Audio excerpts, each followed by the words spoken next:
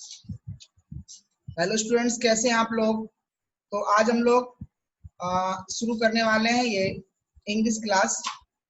ये English class specially उन बच्चों के लिए बहुत इम्पोर्टेंट रहने वाला है जो बच्चे एसएससी, रेलवे, पुलिस वगैरह की तैयारी कर रहे हैं।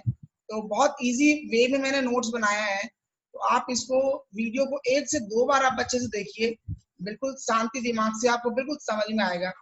बहुत इजी है, आपको रेगुलर देखना पड़ेगा और मैं इससे संबंधित और भी वीडियो डालूंगा, तो इसे आप सब्सक्राइब कर लेना प्लीज, ठीक है। शुरू करते बिना समय गवाए हम लोग। सिंटेक्स, इसका मतलब होता है वाक्य संरचना। इसका मतलब जितने भी हम लोग सेंटेंस बनाते हैं सब्जेक्ट, वर्ब, ऑब्जेक्ट से, उसमें आप जानते हैं कि सब्जेक्ट, वर्ब और ऑब्जेक्ट के बारे में जानना होगा कि सब्जेक्ट क्या होता है, वर्ब क्या होता है और ऑब्जेक्ट क्या होता है। तो आप लोग तो इतना पहले से जानते हैं, हमें उसे डिटेल से जानना है। तो ये जो रूल्स है आपको एरर फाइंडिंग, गैप फिलिंग वगैरह में हेल्प करेगा। सबसे पहले स्टार्ट करते हैं समझना। बिल्कुल आप समझते जाइए ध्यान से। सिंगुलर सब्जेक्ट में हमेशा सिंगुलर वर्ब का प्रयोग करेंगे और प्लूरल सब्जेक्ट में हमेशा प्लूरल वर्ब का प्रयोग करेंगे। ये बात आपको क्लियर हो जानी चाहिए कि सिंगुलर सब्जेक्ट में सिंगुलर वर्ब, प्लूरल सब्जेक्ट में प्लूरल वर्ब। तो आप तो ये पहले भी पढ़ चुके हैं, इसमें अलग क्या है, तो हम डिटेल में जाएंगे ना, ये अलग है। लेकिन हमें यह पता करना होगा किन शब्दों को हम सिंगुलर मानेंगे और किन शब्दों को हम प्लूरल मानेंगे।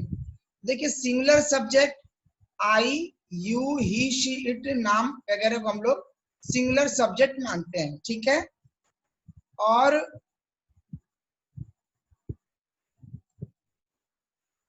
Singular verb am, is, was, has, does, ये सभी सिंगुलर। राइट सी, देखिए एस लगने पर वह सिंगुलर हो जाता है। प्लूरल सब्जेक्ट वी, यू को हम डिपेंड करता है सेंटेंस कैसा है, तो यू को हम लोग सिंगुलर भी और प्लूरल दोनों ही सब्जेक्ट मान सकते हैं। राम एंड श्याम मिलेगा एक साथ।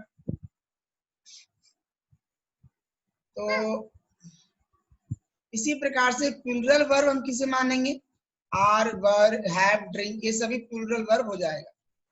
या ऐसा समझिए कि जिस शब्द में एस, एस या आई एस हो उसे प्लूरल नाउन कहते हैं, और ये शब्द हटा दे तो सिंगुलर नाउन बन जाता है। जैसे बुक है और एस लगा देंगे बुक्स, तो प्लूरल नाउन बन गया, और हटा दिया तो सिंगुलर नाउन बन गया।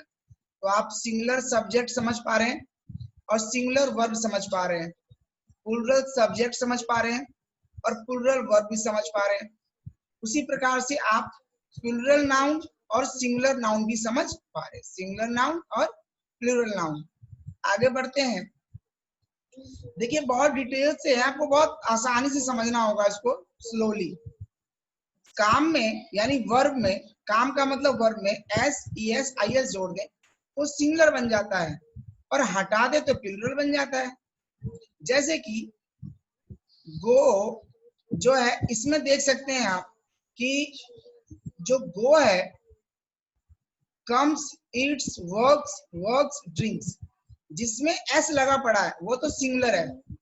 नाउन में उल्टा होता है, नाउन में एस लगाने पर प्लूरल बनता है, लेकिन ये वर्ब है, ये तो वर्ब में उल्टा होता है। वर्ब में जिसमें हम लोग एस लगा देते हैं वो सिंगुलर बन जाता है। यानी कहने का मतलब ये हुआ ओवरऑल कि ये सिंगुलर है, इसमें एस लगा हुआ है, ये सिंगुलर है, एस लगा हुआ है, ये सिंगुलर है, एस लगा हुआ है, ये सिंगुलर है, S. Singular word verb, singular verb, noun नहीं। नाउन में काम कुछ समान होता है ना, उसमें हम लोग एस लगाने से प्लूरल बना देते हैं। देखिए ये ना बुक्स हो गया ना, तो बुक्स है क्या, ये तो देखो आप, ये नाउन की बात कर रहे हैं हम लोग, ये नाउन की बात कर रहे हैं, और यहाँ पे हम लोग वर्ब की बात कर रहे हैं। तो वर्ब में एस लगाने पर वह सिंगुलर हो जाता है, और एस हटा देंगे तो क्या आ जाएगा, प्लूरल हो जाएगा। सिंगुलर वर्ब और प्लूरल वर्ब, इसके अंदर सिंगुलर वर्ब जिसके अंदर एस लगा है, और मैंने यहाँ दिया नाउन, तो नाउन में तो सिंगुलर वही जिसमें एस ना लगाओ, जैसे कि pen singular noun, class singular noun, desk singular noun, table singular noun, laptop singular noun, और ये सब प्लूरल हो गया। ये नाउन था बच्चों और ये वर्ब था, कंफ्यूज नहीं हो रहे हैं आप। काम में एस लगाने पर वह सिंगुलर वर्ब हो जाता है, और समान में एस लगाने पर वो प्लूरल हो जाता है। चलिए आगे बढ़ेंगे हम लोग अब। किसी भी वाक्य का सब्जेक्ट हमेशा नाउन प्रोनाउन के रूप में होता है। जैसे सब्जेक्ट जो है या तो नाउन होगा या वो प्रोनाउन होगा, यानी शुरुआत में या तो हम कोई नाम लिखेंगे या तो नाम लिखेंगे या फिर इनमें से कोई एक वर्ड लिखेंगे, है ना। यानी किसी भी लाइन की शुरुआत में या तो हम नाम लिखेंगे या फिर प्रोनाउन में भी, यू, दे, इनमें से कुछ लिखेंगे। ऐसे में सब्जेक्ट भी उसी के हिसाब से लगेगा, यानी जब सिंगुलर होगा तो सब्जेक्ट सिंगुलर तो वर्ब भी सिंगुलर, और अगर सब्जेक्ट प्लुरल होगा तो वर्ब भी प्लुरल होगा। इस बात को मैंने पहली लाइन में बताया है। जब सब्जेक्ट सिंगुलर होगा तो सिंगुलर वर्ब भी लगाएंगे, और जब सब्जेक्ट प्लुरल होगा तो प्लुरल वर्ब भी लगाएंगे। अभी तो मैंने आपको बताया कि सिंगुलर वर्ब किसे कहते हैं, जिसमें एस लगाते हैं, इस तरीके से। जैसे राम इज गोइंग, तो यहाँ पर क्या होगा, जो आप देख सकते हैं कि राम सिंगुलर है और इज भी सिंगुलर है। ओके, वी प्लुरल है तो आर भी तो प्लुरल है, ही सिंगुलर है तो इज भी तो सिंगुलर है, इस तरीके से। चलिए आगे बढ़ाते हैं। बिल्कुल इसको बस समझते जाना है, पेपर में जब आएगा तो अपने आप ही आपका दिमाग वहां पर वर्क करेगा उस जगह पर। वैसे तो हमेशा सिंगुलर सब्जेक्ट के साथ में सिंगुलर वर्ब ही लगता है, पर हम आई को हमेशा सिंगुलर सब्जेक्ट ही मानते हैं, पर इसके साथ सिंगुलर और प्लुरल दोनों ही वर्ब लगाते हैं। ध्यान से सुनिए मेरी बात, मैंने क्या कहा। मैंने ये कहा बच्चों कि वैसे तो सिंगुलर सब्जेक्ट के साथ में सिंगुलर वर्ब ही लगता है, यानी ही है तो इज ही लगेगा, पर आई एक ऐसा प्राणी है किसके साथ सिंगुलर सब्जेक्ट माना जाता है इसको, लेकिन वर्ब ये दोनों ही एक्सेप्ट कर लेता है, सिंगुलर वर्ब भी और प्लुरल वर्ब भी। जैसे आई हैव डन इट, अब देखिए आई तो हमने सिंगुलर माना, लेकिन हैव तो प्लुरल है। लेकिन फिर देखिए आई तो सिंगुलर है और वाज भी सिंगुलर है, आई सिंगुलर है और एम भी लग रखा है। तो आई के साथ सिंगुलर और प्लुरल दोनों ही हम लगा सकते हैं। इसी तरह से यू को हमेशा प्लुरल मानते हैं और इसके साथ हमेशा प्लुरल वर्ब ही लगता है। मतलब यू अच्छा प्राणी है, ये बेचारा प्लुरल है और ये प्लुरल ही एक्सेप्ट करता है। आई नहीं है, आई तो अलग ही तरह का प्राणी है, कहने को वो सिंगुलर है आई, लेकिन वह सिंगुलर प्लुरल दोनों ही एक्सेप्ट करता है। पर यू नहीं है, यू को हम लोग प्लुरल मानते हैं और ये प्लुरल वर्ब भी लिखता है। यू के साथ आर ही आया, यू के साथ आर रखा है, यू प्लुरल है और गो में देखिए एस तो नहीं लगा ना, तो ये प्लुरल वर्ब ही हुआ, यू के साथ प्लुरल आया है। ये क्लियर है। चलिए हमने इसमें आई और यू के बारे में सीखा, ठीक है बच्चों। अब आगे बढ़ेंगे हम लोग, डेयर नॉट और नीड नॉट का प्रयोग सीखेंगे। हम जानते हैं कि वर्ब को हम मेन वर्ब एवं हेल्पिंग वर्ब में बांट सकते हैं। जैसे यहाँ पे देखिए वी आर डूइंग जॉब, तो वी आर डूइंग जॉब में बच्चों आप जान सकते हैं वी आर डूइंग जॉब में यहाँ पर आर आपका हेल्पिंग वर्ब है और डूइंग आपका मेन वर्ब है। दो वर्ब होता है, एक हेल्प करने वाला और एक मेन वर्ब होता है। तो यहाँ पर आर को हेल्पिंग वर्ब कहा गया है और डूइंग को मेन वर्ब कहा गया है। चलिए और देखते हैं, वी डू दिस डेली, यहाँ हेल्पिंग वर्ब नहीं है। वैसे डू का मतलब होता है, डू का इस्तेमाल हम लोग ऐसे रूल में भी करते हैं, we do not go, you do not come, वहां डू का मतलब नहीं होता है, लेकिन यहाँ पर डू ही हमारा वर्ब है, क्योंकि डू के अलावा जैसे यहाँ पर आर था तो यहाँ पर तो ऐसा कुछ है नहीं, तो यहाँ पर हमने डू को ही क्या मान रखा है, मेन वर्ब मान रखा है। तो यहाँ पर हेल्पिंग वर्ब नहीं है और डू हमारा मेन वर्ब है। जब किसी वाक्य में कोई हेल्पिंग वर्ब नहीं हो, ध्यान समझना, हेल्पिंग वर्ब नहीं हो मतलब उसमें इज, आर, एम, है जैसा कुछ भी नहीं हो, तब डेयर नॉट और नीड नॉट का प्रयोग मेन वर्ब के रूप में हो, तब नीड और डेयर का प्रयोग सिंगुलर सब्जेक्ट के साथ में सिंगुलर वर्ब और प्लुरल सब्जेक्ट के रूप में प्लुरल वर्ब का प्रयोग होगा। मतलब जब सिंगुलर सब्जेक्ट होगा तो सिंगुलर वर्ब लगेगा और प्लुरल सब्जेक्ट होगा तो प्लुरल वर्ब होगा। आप कहोगे सर ये तो बहुत सिंपल सी बात है, हम जानते हैं सिंगुलर सब्जेक्ट में सिंगुलर वर्ब, प्लूरल सब्जेक्ट में प्लूरल वर्ब। लेकिन अभी आपने देखा था ना, आई अपना रूप बदल लेता है। उसी प्रकार से डेयर और नीड भी बहुत इंपॉर्टेंट है, यह भी अपने रूप को बदल लेता है। तो आप बहुत ध्यान पूर्वक जब भी नीड और डेयर पेपर में आता है तो इसको आप लोग देखेंगे। तो मैंने क्या कहा कि जब भी डेयर और नीड नॉट हो उस लाइन में, और उस लाइन में कोई भी हेल्पिंग वर्ब ना हो, यानी नीड मतलब dare not and need not तो हो और वो मेन वर्ब के रूप में हो, उसका प्रयोग मेन वर्ब के लिए हो। डेयर का मतलब क्या होता है? हिम्मत दिखाना। नीड का मतलब क्या होता है? जरूरत। तो जब हम इसका प्रयोग रूल के रूप में ना करें, बल्कि इसका प्रयोग हम लोग मेन वर्ब के रूप में करें। मेन वर्ब का मतलब क्या हुआ? जैसे मैंने आपको ऊपर उदाहरण समझाया था डू में, जैसे यहाँ पर डू रूल नहीं है, यहाँ पर डू मेन वर्ब है। डू का मतलब यहाँ करना हम कहेंगे, लेकिन डू का मतलब यहाँ पे करना कहेंगे, मेन वर्ब है। लेकिन एक लाइन है, जैसे मान लीजिए मैं एक लाइन लिख दूं आपके लिए अभी, वी डू नॉट गो। अब इस लाइन में देखिए आप, यहाँ पर जो मैंने डू लिखा है, तो यहाँ डू का कोई यूज नहीं है, क्योंकि यहाँ डू का हमें कोई मतलब लेना नहीं, हमें सिर्फ गो का मतलब लेना, हम नहीं जाते हैं। डू का मतलब तो करना होता है, लेकिन यहाँ पे डू का प्रयोग हमने सिर्फ रूल के लिए किया है, हम डू का अर्थ यहाँ नहीं लेने वाले हैं। तो डू का अर्थ नहीं लेने वाले हैं, इसका मतलब डू सिर्फ हेल्प करने आया है, हमारा मेन वर्ब गो है। उसी प्रकार से मैं यहाँ बताना चाह रहा हूँ कि अगर मान लीजिए डेयर और नीड नॉट का प्रयोग मेन वर्ब के रूप में हो, मतलब हम उसका अर्थ लेने वाले हैं, हम उसका रूल के रूप में प्रयोग नहीं करने वाले हैं। देखिए मैं एक उदाहरण से आपको दिखाता हूँ। यहाँ पर जैसे लिखा है he dares to go. He dares to go का मतलब इस लाइन में एक भी हेल्पिंग वर्ब तो नहीं है, तो मेन वर्ब है। तो मेन वर्ब है, तब हम डेयर्स को हमने एस क्यों लगाया? ही के कारण, क्योंकि ही सिंगुलर वर्ब था, सिंगुलर सब्जेक्ट था, तो सिंगुलर वर्ब लगा दिया। सी सिंगुलर सब्जेक्ट है, सिंगुलर वर्ब नीड से लगा दिया। दे प्लूरल सब्जेक्ट था, देखिए एस हटा दिया ना, क्योंकि मेन वर्ब के रूप में प्रयोग हो रहा है। लेकिन अगर ये मेन वर्ब के रूप में प्रयोग नहीं होता, तब हम इसका अर्थ बदल भी सकते थे। जैसे यहाँ लिखा है, देखिए ही है, ही क्या सिंगुलर सब्जेक्ट है, तो सिंगुलर वर्ब होना चाहिए ना, लेकिन हमने तो ऐसा लगाया नहीं। क्यों? क्योंकि इसमें हेल्पिंग वर्ब जो आ गया, तो हेल्पिंग वर्ब आ जाने से डेयर पर कोई फर्क नहीं पड़ेगा, क्योंकि डेयर अब बाद में आ गया है। तो एस का जिम्मा डज संभाल लिया, इसलिए डेयर में ना एस यस का कोई लोचा नहीं है।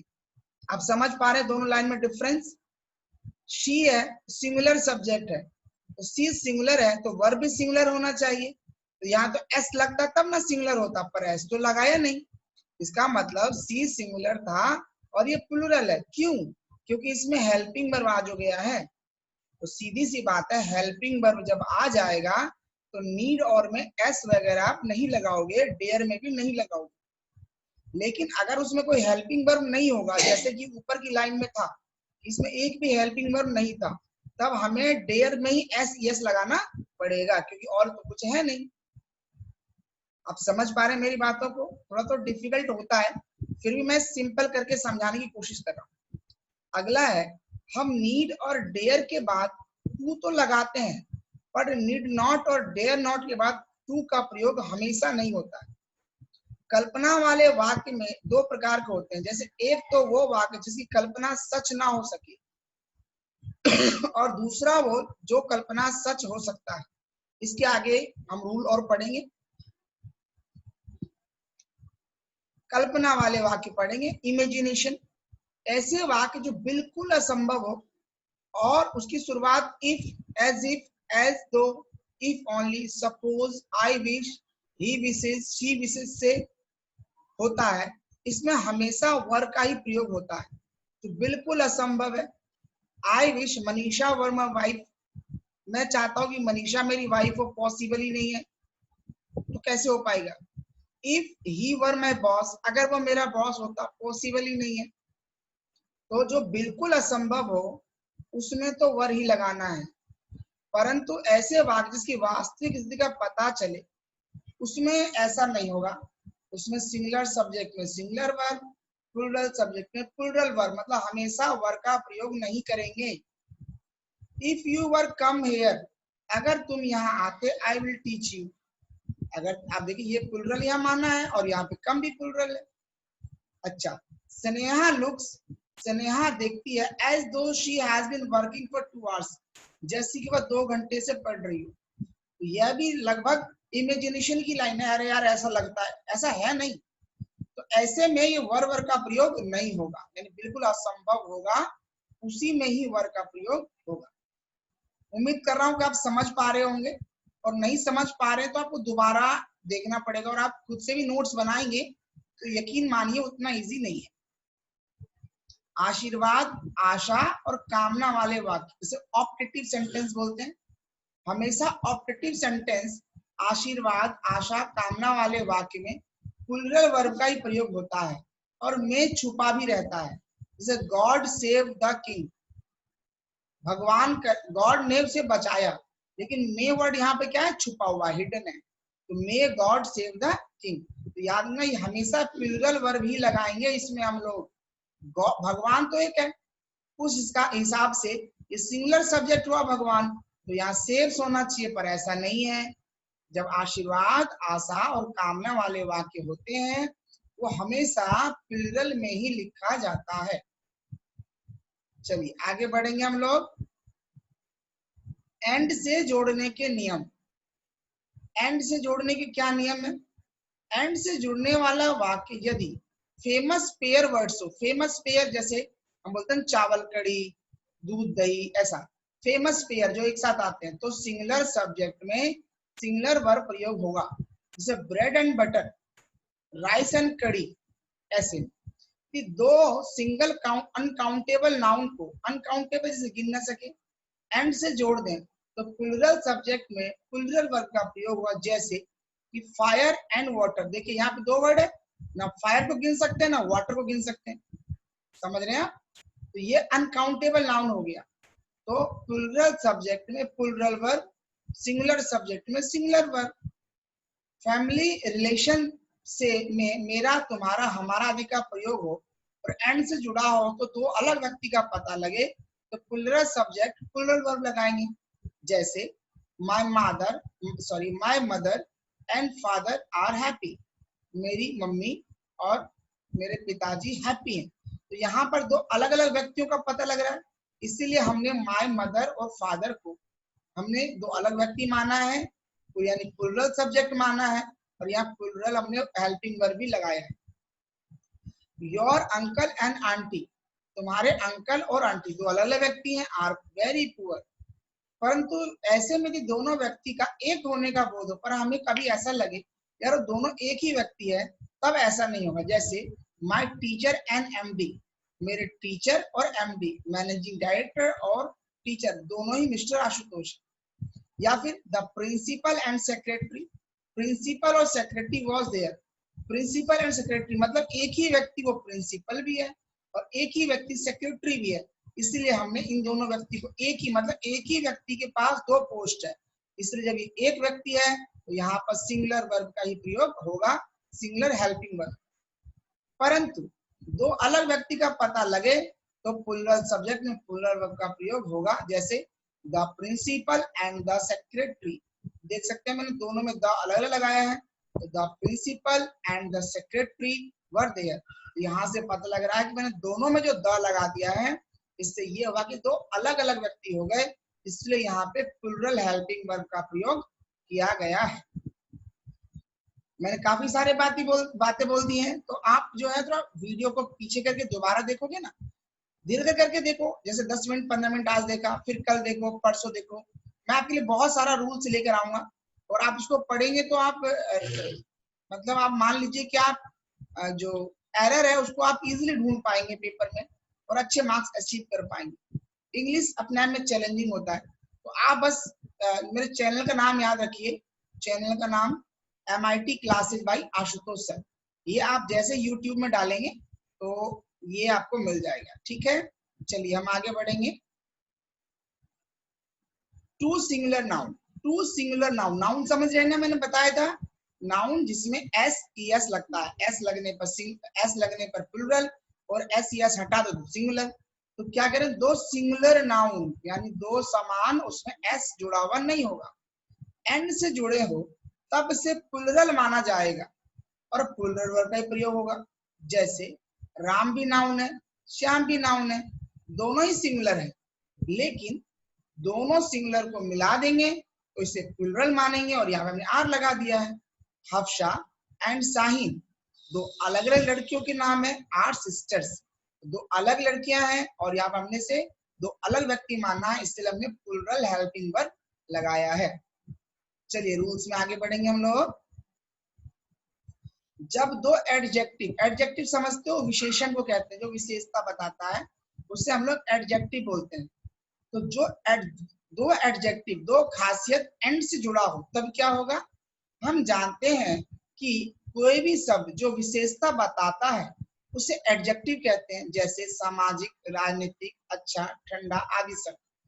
जब दो एडजेक्टिव एंड से जुड़ा हो तब इसे दो अलग अलग विशेषता मानकर प्लुरल सब्जेक्ट में प्लुरल वर्ब लगाएंगे, यानी दो अलग अलग विशेषता मानेंगे तब। जैसे कि सोशल एंड पॉलिटिकल फ्रीडम, यानी हमने दो अलग अलग आजादी मानी है, एक सोशल माना है, एक पॉलिटिकल माना है। यहाँ कोई व्यक्ति तो है नहीं बच्चों, यहाँ पर तो एडजेक्टिव है। तो social and political freedom are, देखा हमने आर का प्रयोग किया है, क्यों किया है, क्योंकि यहाँ पर दो अलग अलग विशेषता है।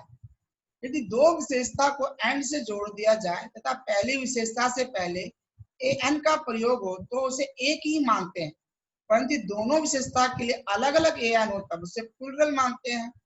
देखिए बहुत गहराई से लिखा है ना, जैसे लिखा a black and white cat, cat से पहले दो विशेषता, एक व्हाइट और एक ब्लैक, दोनों ही विशेषता है, व्हाइट भी विशेषता है सफेद और ब्लैक भी विशेषता, और उससे पहले ए लिखा है। इसका मतलब ये एक ही कैट की दोनों विशेषता है, इसलिए हमने वाज का प्रयोग किया यहाँ पर, क्योंकि ये कैट एक ही माना जाएगा। लेकिन यहाँ पर देखिए आप, इस ब्लैक से पहले भी ए है और इस व्हाइट से पहले भी ए है, इसका मतलब यहाँ पर दो कैट है, इसीलिए हमने यहाँ वर का प्रयोग किया है। A black cat and a white cat were mewing, दो एक काली बिल्ली और एक सफेद बिल्ली म्याऊ म्याऊ कर रहे थे। समझ में आ रहा आप लोगों को। तो मैंने आपको 6 नियम तक इसमें बताया है, 6 से आगे का जो नियम है वो देखिए, नियम तो बहुत सारा है और आप बोर भी हो जाएंगे, तो थोड़ा थोड़ा देखेंगे तो ज्यादा अच्छा लगेगा ना। तो अगर आपको वीडियो ही समझ में आया है तुरंत आप पहले तो सब्सक्राइब कर दीजिए, लाइक और शेयर भी करना है। और जो आपके फ्रेंड्स पढ़ते हैं, देखिए ये वीडियो उन सभी के लिए हेल्पफुल है जो अभी 9th 10th स्टैंडर्ड में है या 11th में है, उनमें ग्रामर्स आते हैं, तो उनमें बहुत हेल्पफुल है, बच्चे एरर फाइंड आउट नहीं कर पाते हैं। और साथ ही साथ मैंने बताया आपको गवर्नमेंट जॉब्स की जो बच्चे तैयारी कर रहे हैं उनके लिए तो ये बहुत अच्छा है और बहुत इजी वर्ड्स में मैंने दिया है। आपको यकीन ना हो तो आप किसी भी किताब के नोट्स उठाकर देख लीजिए, इतने इजी वर्ड्स में नहीं होंगे, ये मैंने बहुत इजीली टाइप्स किए हैं। तो चलिए नेक्स्ट पार्ट को भी देखेंगे आप जरूर। तो इस पार्ट में फिलहाल इतना ही है, मैंने आपको बताया, थोड़ा सा समराइज कर दूं मैं कि एडजेक्टिव कैसे हम दो एडजेक्टिव को अलग अलग मानेंगे, फिर मैंने आपको कैसे बताया कि दो सिंगुलर नाउन होगा तो उसे हम प्लुरल मान लेंगे, जैसे हफ्शा शाहीन का उदाहरण दिया, राम श्याम का उदाहरण दिया। फिर मैंने आपको बताया एंड से कैसे काउंटेबल और अनकाउंटेबल को जोड़ते हैं, जैसे यहाँ पर था कि माय टीचर, मेरा टीचर भी और एमडी दोनों ही मिस्टर आशुतोष है, इसीलिए ऐसे में यहाँ पर प्रिंसिपल एंड सेक्रेटरी देखते हैं, इस प्रिंसिपल से पहले द है और इस सेक्रेटरी से पहले कोई वर्ड है ही नहीं, तो इसको हम ये मान रहे हैं कि ये पूरा एक ही व्यक्ति है। लेकिन नीचे देखिए आप, प्रिंसिपल से पहले भी द है और सेक्रेटरी से पहले भी द है, तो इसमें दो व्यक्ति माना है, इसलिए हमने वर का प्रयोग किया है। तो ऐसे ही बच्चों आप इसको दोबारा देखना पड़ेगा आपको और फिर आपको दिमाग में अच्छे से आएगा, एक बार में जल्दी नहीं आता है, ये कॉम्पिटिटिव इंग्लिश है, तो थोड़ा सा आप इसको दोबारा देखिए। चैनल का नाम आप याद रखेंगे और मैं अगला पार्ट भी अपलोड करूंगा और आप उससे भी देखेंगे। चलिए थैंक यू और सब्सक्राइब जरूर कर लेंगे, ठीक है।